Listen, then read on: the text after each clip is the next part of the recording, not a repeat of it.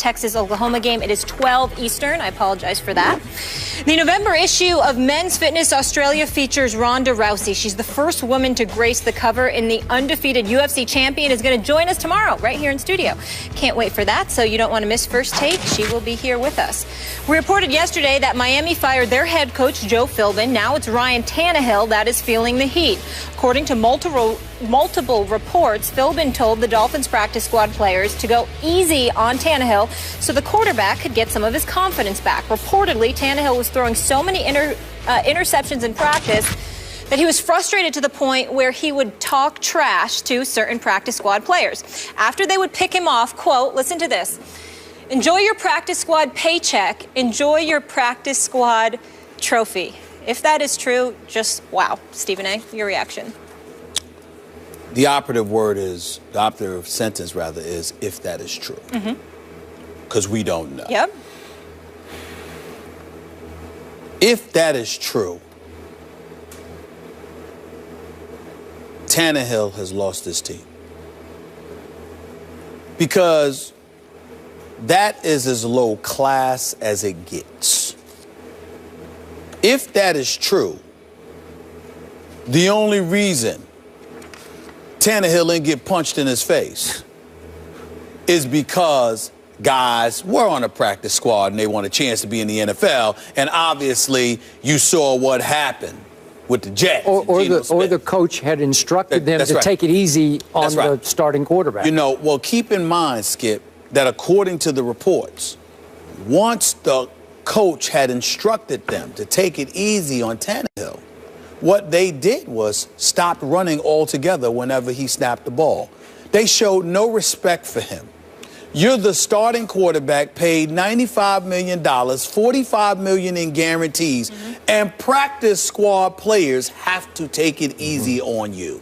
How in God's name can you be a leader? I mean, that's worse than anything I could imagine with Jay Cutler. I mean, let me apologize to Jay Cutler. For you to say I've never even heard that about. Did you just say let you apologize? I have to apologize to Jay Cutler because I never even heard anything that bad about him. I never even heard anything that bad about him. Where the practice squad has to take it easy on you, and they're so annoyed and disgusted with the human being that you've revealed yourself to be that in protest, as practice players, they sat up there and said, we just gonna let them throw the pass because we can't win. We damned if we do, we damned if we don't. We get up in them, the coach gonna protect them. We intercept them, the coach gonna protect them. Okay, we take it light on him. We ain't accomplishing anything for ourselves. So why bother? That is the epitome of losing your team. I mean, that incident alone warrants Joe Philbin being dismissed as head coach of the Miami Dolphins. And I take no pleasure in that. I don't want this man fired and having to lose the ability to provide for his family. I hope that he lands another job as a coordinator tomorrow. He's just not head coaching material to me. He's a coordinator. So with that being said, let's be clear about something here. The real issue is Tannehill. The real issue is the fact that practice players are picking you off. The real issue is that you kids, you lost to the Jaguars, okay? And obviously you just lost to the Jets, okay? You're not having a good season. You're 1-3. You got wiped out by the Bills. You got wiped out by the Bills at home with Warren Buffett in attendance with your owner, Stephen Ross, okay? I mean, you were so bad that Warren Buffett wouldn't give you stock options. That's how bad Ryan Tannehill and the Miami Dolphins were that day. I mean, please. So when you look at it from that perspective, here's the bottom line. This new guy, this was Dan Cunningham, is that his name? Dan Campbell. Dan Campbell, right?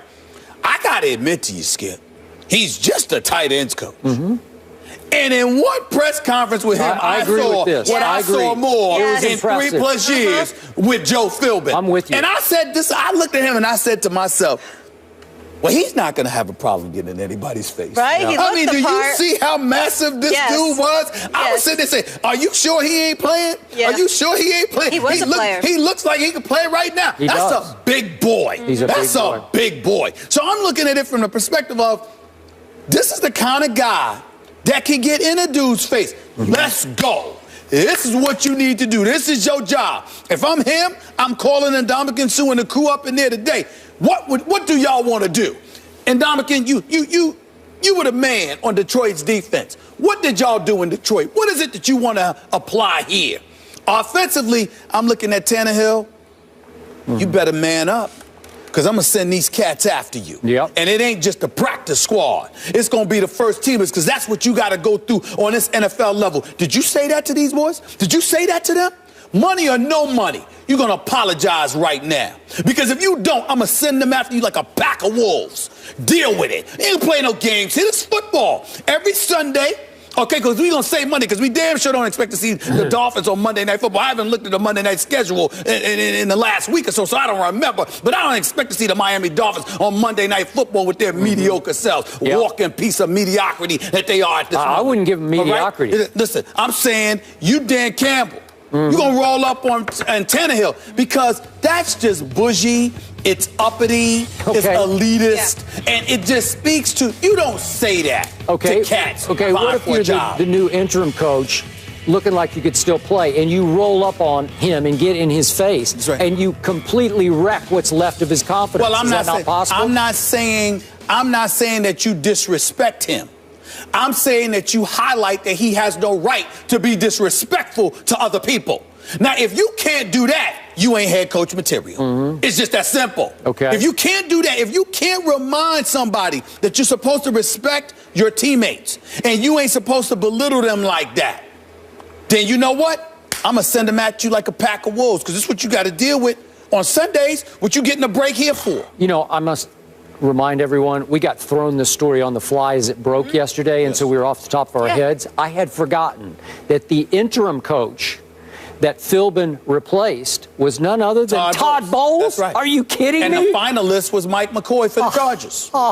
So he takes his team takes his team to the playoffs his first year in San Diego. And Todd Bowles, even though we like Todd Bowles a lot and we appreciate the job that he's doing, it's only 4 games in. I understand. McCoy took the Chargers to the playoffs. I'm betting on Todd Bowles. So am I. I'm betting on him. So am I. Yep. Okay, so back to the story. Look, I don't want to beat this to death. I've been on record before Tannehill's draft. I just never loved him for exactly this reason. I watched him a lot in college, and he never had consistently confident body language. His teammates never consistently responded to him as the driving force of the football team. He never looked like he really believed he was a quarterback. Remember, he was a receiver for a while in college, and he always looked like a talented receiver playing quarterback to me. He's got skills. We know that. He's not terrible. He's not a bust. He's just not that guy. And you're betting on that guy. And I told you yesterday, it's going to be hard to fix the Dolphins until you fix him. And unless you can fix him, I don't think he's that fixable, given all this. Well, so, okay, then where do you go? And let me do this about Stephen Ross. You've read a lot about him, talking about South Beach, talking about wealth. He's an A-lister, right? He wants to have A-lister celebrities in his box during games. But why don't you hire an A-list coach?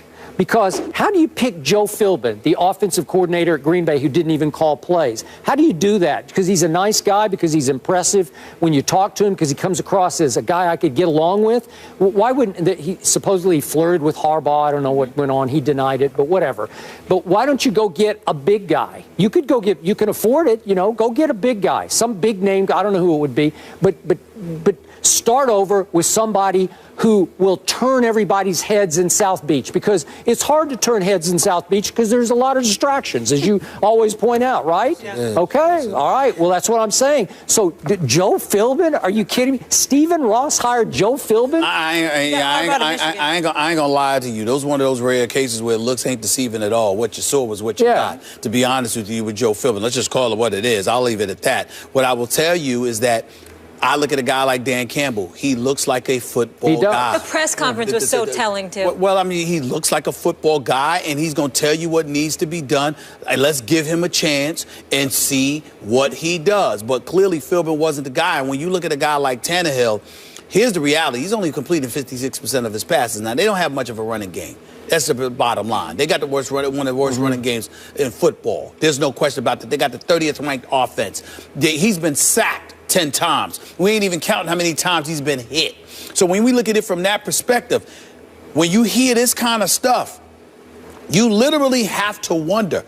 You're not just playing for the coach and for the team and for yourselves. Yep. You're also playing to help the quarterback.